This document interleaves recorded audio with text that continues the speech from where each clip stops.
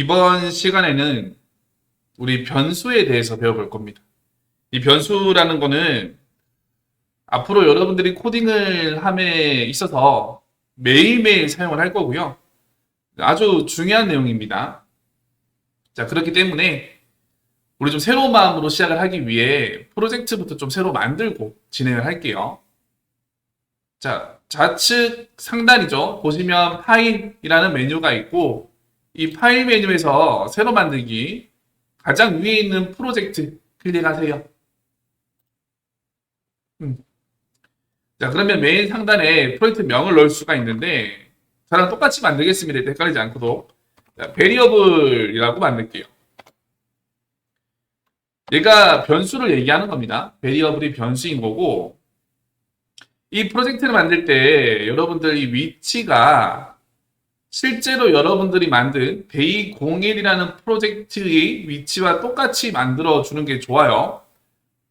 그래서 프로젝트 명 우측에 보시면 저 같은 경우는 D 드라이버의 워크 폴더 밑에 워크스페이스 언더바 자바라는 폴더 밑에 데이01이라는 프로젝트가 만들어진 게 보이죠?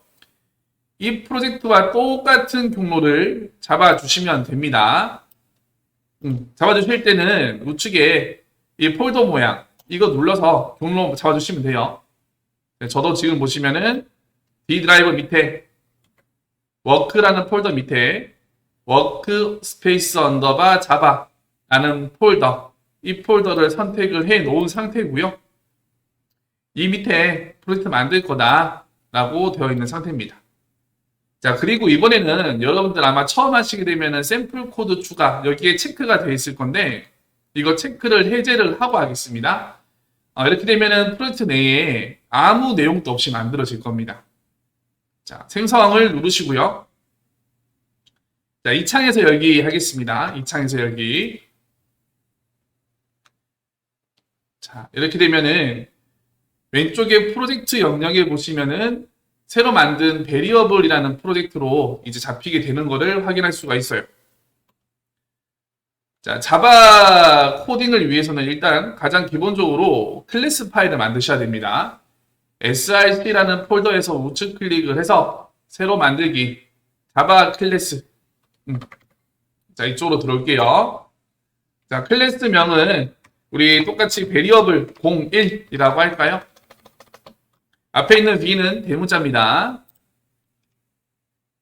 자, 엔터 해주시고 자, 클래스 만들면 클래스 안에 가장 기본적으로 뭐 한다고 했죠? 그렇지. public static void main. 자, 적어주세요. public static void main.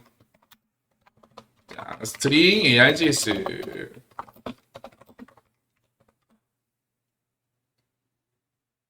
똑같습니다.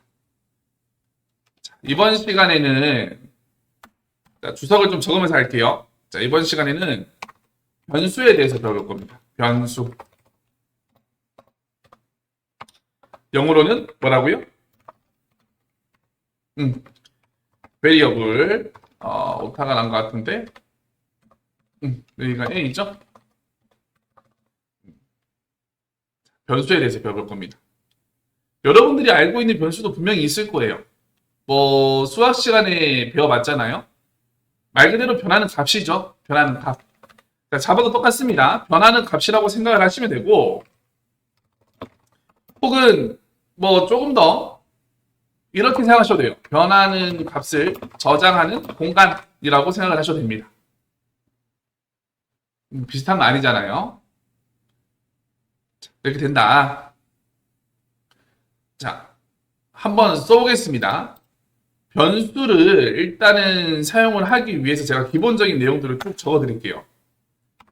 자, 위에서 보는 것처럼요. 변수는 데이터를 저장하는 공간이라고 생각하시면 됩니다. 우리가 컴퓨터에서 혹은 코딩을 할 때 어떤 데이터를 저장을 하고 있어야 되잖아요. 예를 들어서 내가 두 수를 더할 거야. 그러면 두 더해지는 수를 일단 저장을 하고 있어야겠죠? 그 저장할 수 있는 공간을 변수라고 생각을 하시면 됩니다. 변수. 자, 그리고 변수는 사용을 위해 먼저 변수를 선언해야 한다. 이거 아주 중요한 내용입니다. 변수를 선언해야 된다. 자, 아직 선언하는 거는 좀 이따가 볼 거예요. 자, 변수의 선언 문법을 먼저 말씀드릴게요.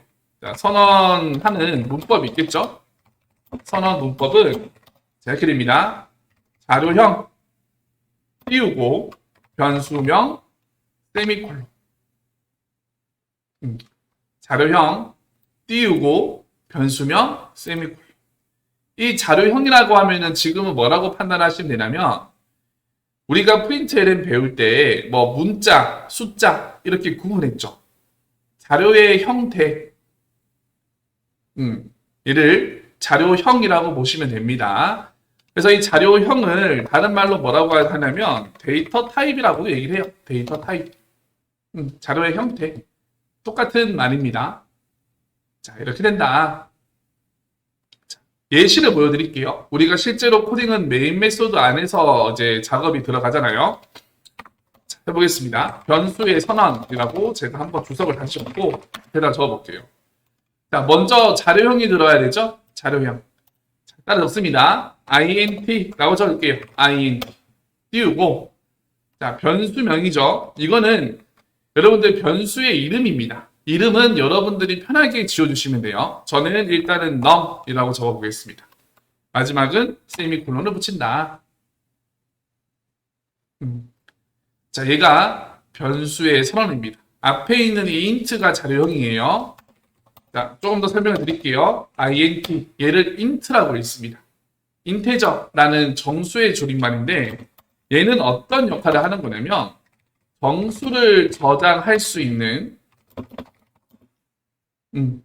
자료형 데이터 타입이라고 보시면 돼요.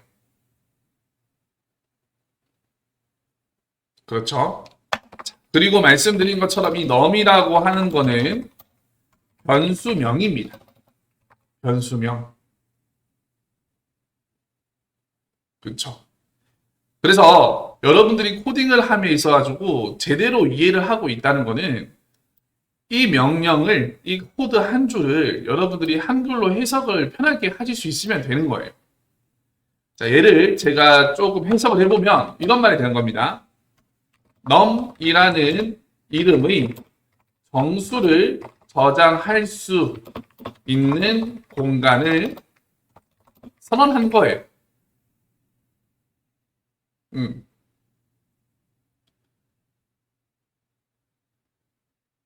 뭐 조금 더 쉽게 얘기를 한다고 하면 이렇게 해도 됩니다. num이라는 이름의 정수를 저장할 수 있는 변수를 선언한 거다 라고 생각을 하시면 돼요. 됩니까? 그래서 그렇죠. 얘를 그림으로 좀 그리면 어떤 느낌이냐면 자 볼게요. 자, num이라는 이름에 자, 얘는 상자라고 생각하시면 됩니다. 상자가 있고 이 상자의 이름이 아이고, 자, num이라는 이름으로 만들어진 거야. 그리고 이 상자에는 뭐가 들어갈 수 있게 만들어진 거예요? int, 정수를 저장할 수 있도록 만들어졌다는 겁니다. 그러면 이 num이라는 이름이 붙은 상자에는 정수 말고 문자는 못 들어옵니다. 그래서 여러분들이 지금처럼 이 한 줄을 보셨을 때 이러한 그림을 여러분들 머릿속으로 그릴 수 있으면 된다 라는 거예요. 자, 그리고 보시면 아시겠지만 이 정수를 담을 수 있는 공간에는 실제로 아직 정수는 들어가 있지 않은 상태입니다. 정수를 넣을 수 있는 공간만 만들어 준 거다. 얘를 뭐라고 한다? 얘를 변수의 선언이라고 한다라는 거예요. 되시나요? 자, 한 번 더 해볼게요. 똑같이 자, 여러분들 이번에 밑에 이걸 만들어 보세요. 제가 주석을 넣어 드릴 테니 얘는 어떻게 할 수 있는지 봅시다. 자, num2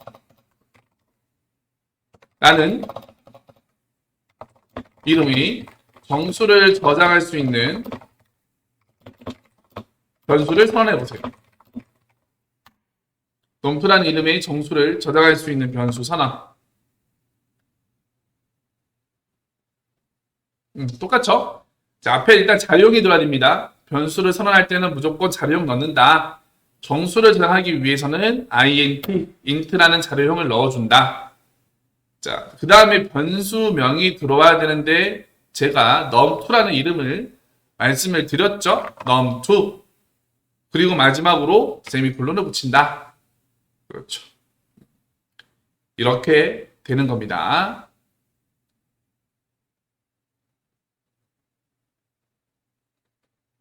자, 그러면 지금처럼 코딩이 우리가 지금 메인 메소드에 두 개의 코드가 실행이 되잖아요.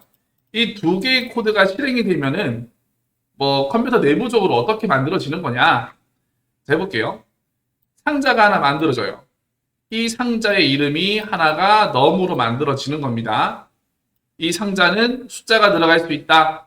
다만 아직까지 어떠한 숫자도 들어가 있지 않은 상태가 되는 거예요. 자, 그 다음에 15번째 줄 코드가 실행이 되면서 또 하나의 상자가 만들어집니다. 이 상자의 이름은 뭐다? num2다. num2다. 그리고 이 상자에도 정수를 담을 수가 있다. 다만 아직 어떤 수도 들어가 있지 않다. 자, 지금 현재 이 메인 메소드가 쭉 실행이 다 되잖아요. 다 되면 컴퓨터 상에는 이렇게 두 개의 정수를 저장할 수 있는 공간 num 그리고 num2가 생성이 되는 거다 라고 생각을 하시면 돼요. 되시죠? 자, 오케이. 됐습니다. 자, 그러면 이거는 보세요. 이거는 될까? 예를 들어서 제가 이번 밑에다가 똑같이 num이라는 이름의 정수를 저장할 수 있는 변수를 한번 선언하겠습니다 라고 명령어를 적었다라고 볼게요. 자, 작성을 하시면 얘는 빨간 줄이 나오죠. 빨간 줄이 나옵니다. 여기에 대해서 빨간 줄이 나온다는 건 뭔가 이상하다는 거예요. 이상한 건데 그 이유는 여러분들이 빨간 줄이 난 곳에 마우스를 올리잖아요. 이렇게 되면 대략적으로 그 빨간 줄이 나온 이유가 나옵니다. 여기는 지금 보니까 변수 num은 범위에 이미 정의되어 있습니다 라고 나오죠. 그 말이 뭐냐? 우리 이미 메인 메소드 안에서 보면은 num이라는 이름의 변수가 선언이 되어 있어요. 똑같은 이름의 변수는 만들지 못한다라는 겁니다. 중요합니다, 이것도. 작성을 제가 주석으로 넣어 드릴게요. 변수명은 중복 불가하다. 그쵸? 변수의 명은 중복이 불가하다. 그러면 얘는 이제 오류가 나니까 제가 주석 처리를 할 거고요. 얘는 어떨지 보세요. int 제가 대문자로 num 만들어 볼게요. 대문자. 자, 얘는 빨간 줄이 납니까? 안 나죠? 자, 이 말은 무슨 말이에요? 분명히 위에도 보면 변수의 이름이 num인 게 있어. 그리고 이때도 우리가 num이라는 이름으로 새로 만들었죠? 자, 분명히 방금 전에 변수명은 중복이 안 된다라고 했는데 얘는 중복으로 처리를 하지 않는다는 소리예요. 이 말은 변수명은 대문자, 소문자를 구분한다는 거죠. 다시 말하면 소문자 num과 대문자 num은 다른 변수라는 소리입니다. 얘도 되는 거예요. int 자, 앞글자만 num으로 만들어 볼게요. 앞글자만 대문자로 만들었어. 얘도 오류가 없죠. 다시 얘기하면 소문자 num이나 대문자 num이나 어떠한 하나의 글자가 대문자인 num이나 세 개 다 다른 변수로 인식을 한다라는 겁니다. 그렇죠? 얘도 정리를 해서 주석으로 달아드리면 변수명은 뭐 대소문자를 구분한다 라고 말씀을 드릴게요. 변수명은 대소문자로 구분한다. 중요한 내용이죠? 자, 이거는 제가 위에도 똑같이 메뉴에도 우리가 지금 정리가 되어 있잖아요. 여기에도 제가 주석으로 좀 넣어 드릴게요. 똑같이 복사해서 자, 이렇게 정리를 해 놓읍시다. 중요합니다. 자, 그러면 자, 우리가 num이라는 이름을 만들었고 대문자 놈을 만들었다고 해서 실제로 우리가 대소문자를 구분해서 이렇게 변수명을 각각 만들지는 않습니다. 이런 불편해요. 헷갈린다. 자, 얘는 관리입니다. 무조건 지키는 게 아니지만 지키면 좋은 것들. 그리고 대부분의 개발자들이 이렇게 지금 작업을 하고 있어요. 변수명은 소문자로 만드세요. 소문자. 대문자로 이런 식으로 만들지 말라는 겁니다. 얘도 안 되는 거예요. 얘도 안 된다. 무조건 소문자로 만든다. 대소문자를 구분을 하긴 하지만 변수명은 우리 소문자로만 만들기로 약속을 합시다. 그쵸? 되는 거다. 자, 됐습니다. 다음 시간에 이어서 한번 좀 보도록 할게요.